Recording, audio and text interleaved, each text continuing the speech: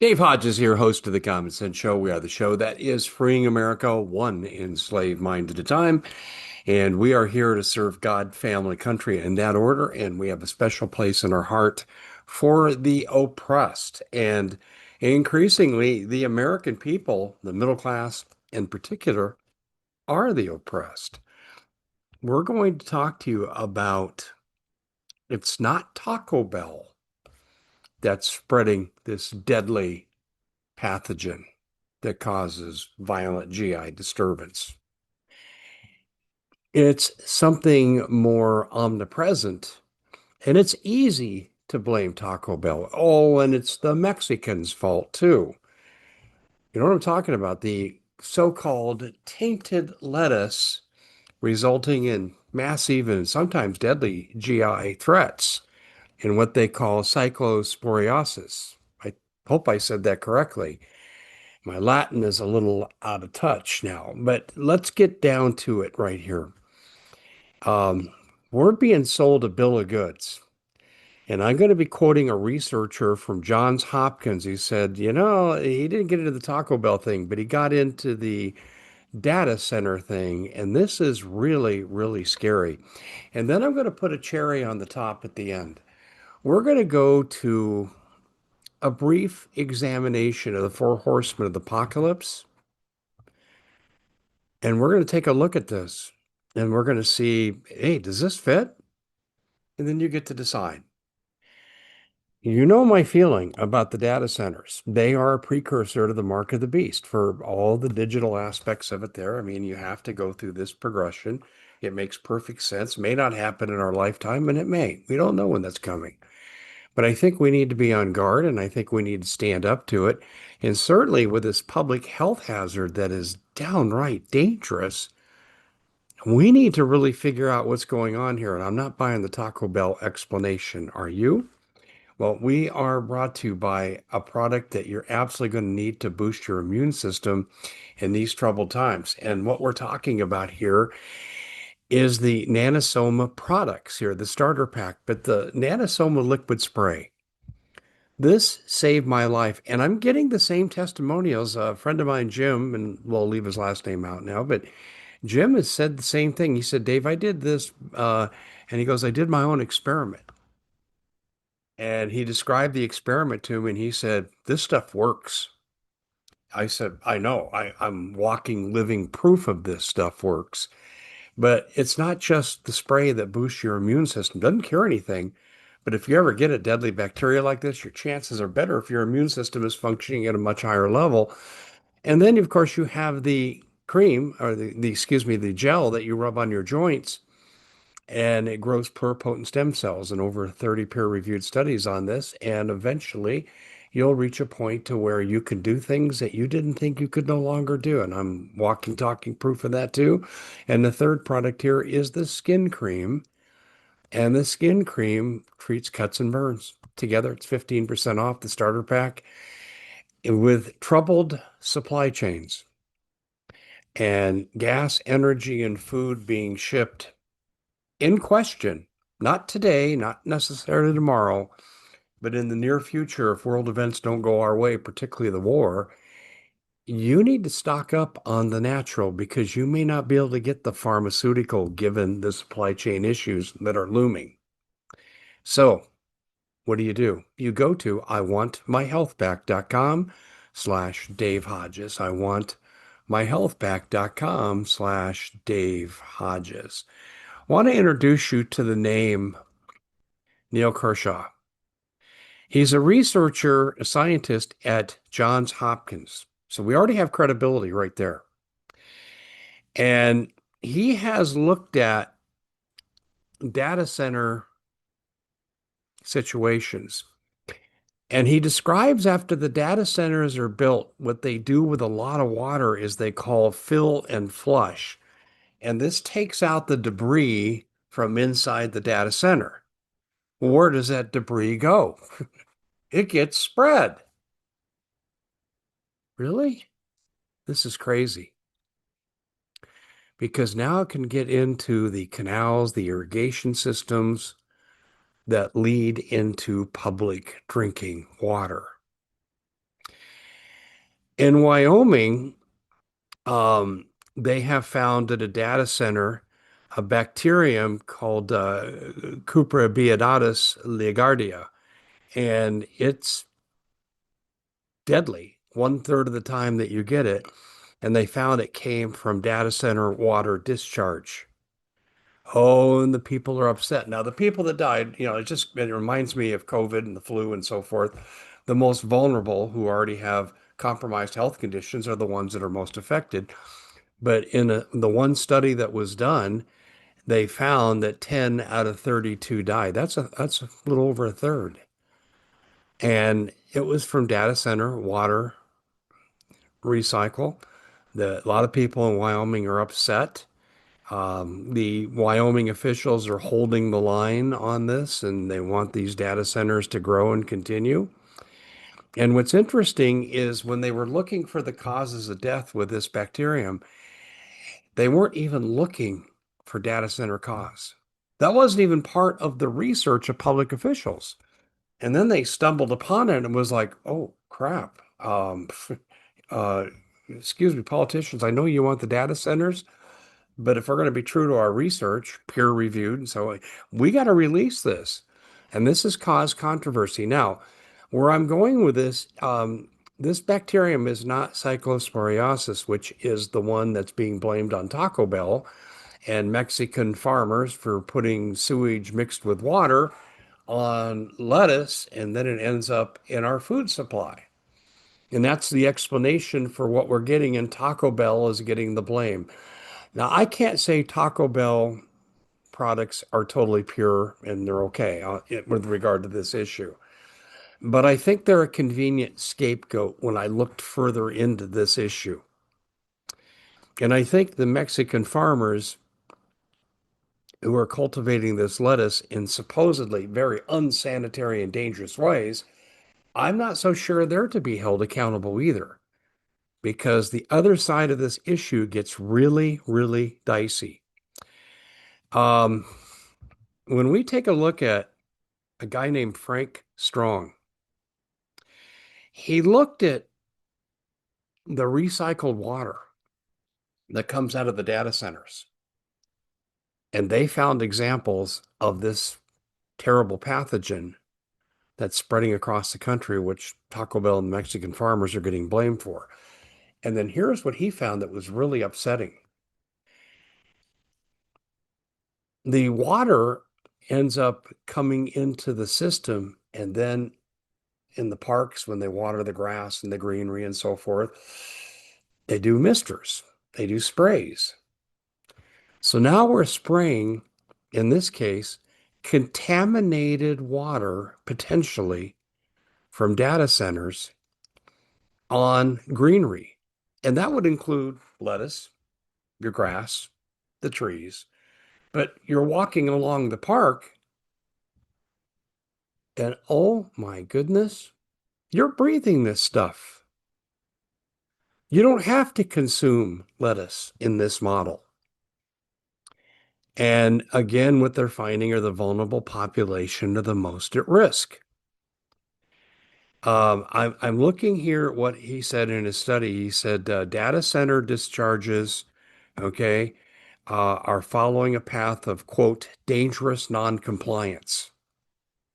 In other words, they're putting an element out there in the environment that they're not properly testing or mitigating. And this is what he means by dangerous noncompliance. And what is now being speculated is, could this be the cyclosporosis? It could be, but the study didn't go in that direction. But here's what we do know. If you go back to the Curiabis ligardia bacterium, they found such abundant supplies that it could potentially overwhelm the cleansing mechanisms, the purification techniques of a local water system.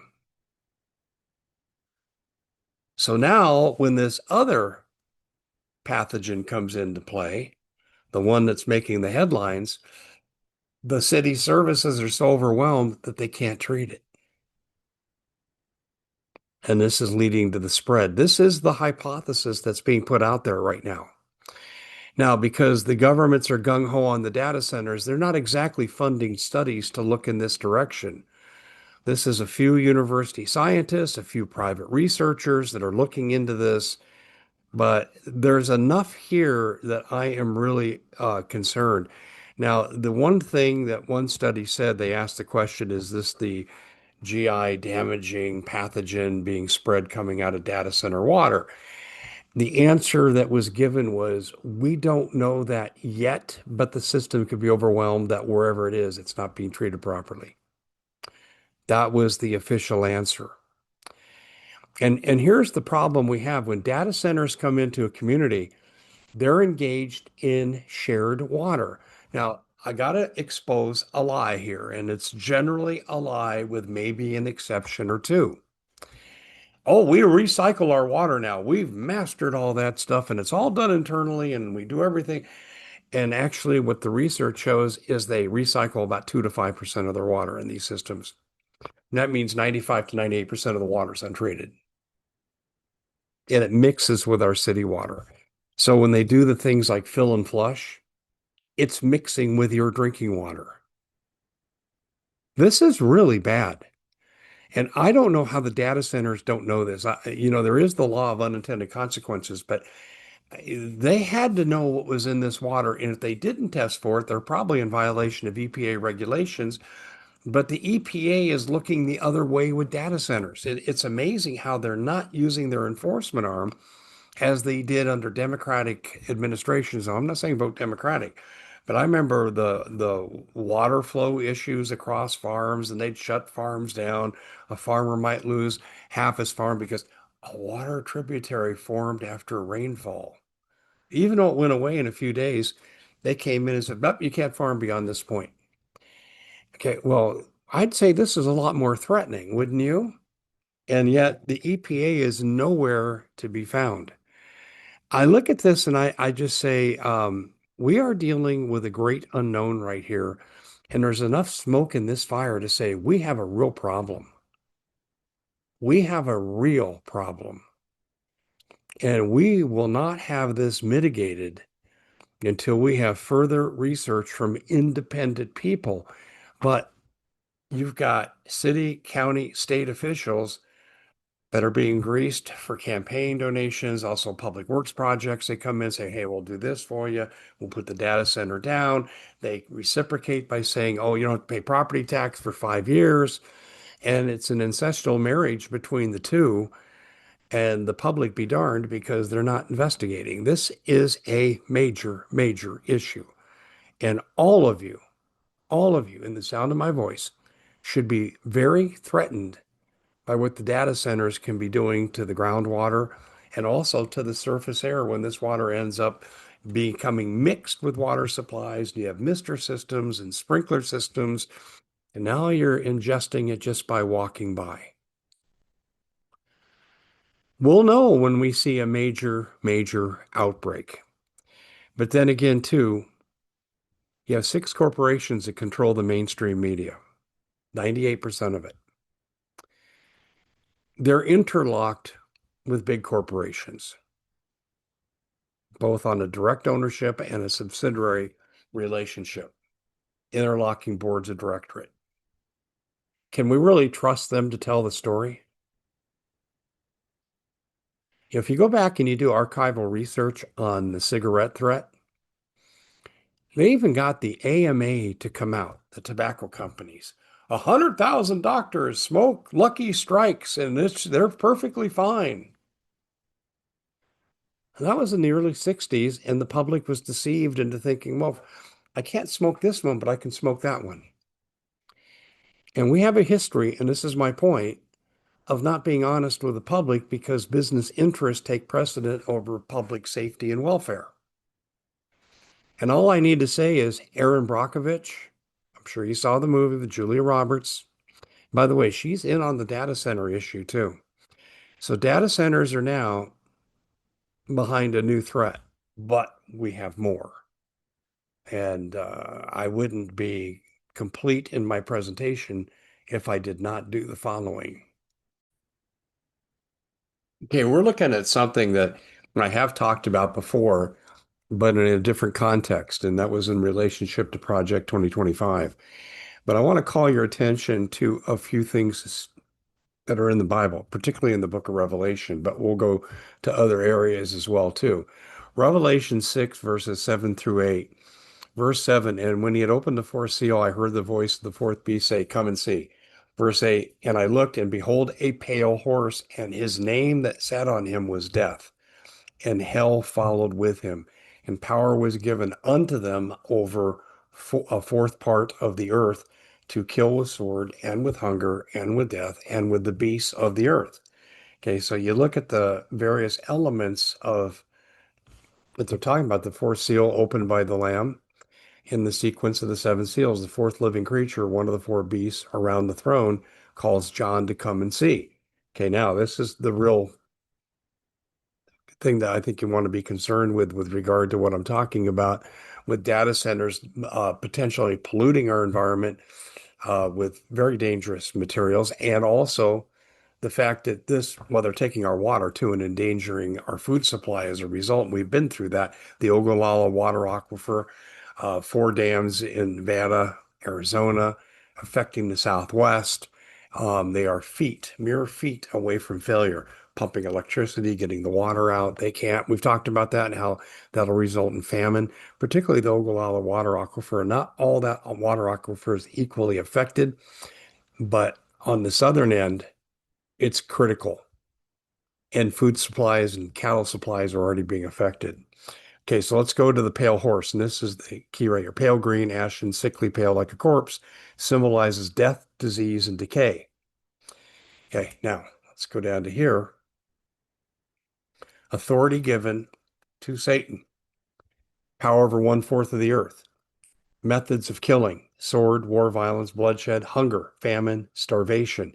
And the famine results from water shortages that the data centers are being built on top of drought-ridden areas where water supplies are necessary for desert areas. And the Great Plains, the breadbasket of America, is a desert without the Ogallala water aquifer, and it's a finite water supply. It's not being replenished by anything other than rainfall. And in many of those areas, like in Dodge City, Kansas, they only get 16 inches rain a year. That's desert. That is desert. Texas, desert. This is serious, very serious stuff because it leads to famine. Okay. And famine leads to disease and pestilence. And I look at this and I'm saying, this is exactly what we're living through right here. And I'm going to make a more grand expansion of this idea. I connect it to end times events such as global conflicts, like what we're going through right now, engineered famines. When you build a data center on top of a drought-ridden area and critical drought-ridden area, and each data center is taking millions of gallons of water. Okay, tell me how that's not an engineered famine when it affects the crop supply. I can't believe that Peter Thiel and government officials don't know what the results are. I come into this as a novice. I do some research. I look at what peer-reviewed studies say. I look at what water levels are. I look at what the water consumption rate of a lot of these data centers are and what the effect will be on the food supply. How do you not come to this conclusion? It's a conspiracy theory. Well, that whole thing with conspiracy theory, let me repeat this real quickly. That was a term that was invented by the CIA in 1967 because people started asking questions about the JFK assassination. And they modeled it like, well, if you think the government or some big important figure is involved with other people to do something bad, you're a conspiracy theorist. You're loony. You're bored. You're making up things. Like, two bad people wouldn't get together to plan to do something bad. And it could be benign indifference. In other words, we don't care what we do to the people as long as we make our money with the data centers. I mean, it could be that simple. Except you reach a point where you say you're affecting 43 million people along the Ogallala water aquifer. You're affecting another minimum 12 million people with the dams I mentioned in the Southwest. That's a lot of people. That's about 1/7 of the country is impacted just right there, and you don't have to go any further. And if water contamination is a sidebar related effect of data centers, then you're affecting the entire country. So you look at this and you just say, is this a grand depopulation scheme? I think that needs to be in our mind when we look at this. I don't think there's proof for this yet, but we do know that if we were headed towards tribulation in the end times, if we were, this would be an expected behavior from Satan's forces. I don't think there's any doubt about that. What we don't know is this end time stuff leading to the tribulation? We don't know. But the Bible does say that we should be mindful of the signs of the times, even though we'll never know the exact date of Jesus' return. And if we knew that, we could backtrack 7 years and say tribulation end times. We don't know that yet, and we're not even supposed to ask. But I think what we do need to do is raise questions, and let's just take, okay, the theology out of this. Let's take the theology out of the whole thing. Have you heard enough in this presentation to say we have a major issue here, and this is something that needs to be addressed? And why isn't it being addressed? Why aren't there clear studies going on with water discharge? And we would know. Well, there have been a few, but they say insignificant testing sample. This is what the data centers say. Your sample, well, it might be true, but it's very rare and it's insignificant. Could be true, but why isn't Arizona State University? Why isn't the University of Nevada, Las Vegas? Why aren't they studying these things? Why aren't they looking at the details? And particularly now when we got this dangerous pathogen spreading across the country, and poor Taco Bell's getting the whole blame. And would it just be Taco Bell?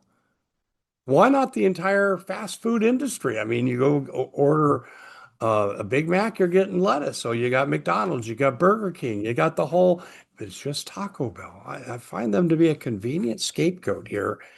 And I don't like how this is setting up. And I don't like how the data centers are doing what they're doing to our environment, to our water supply.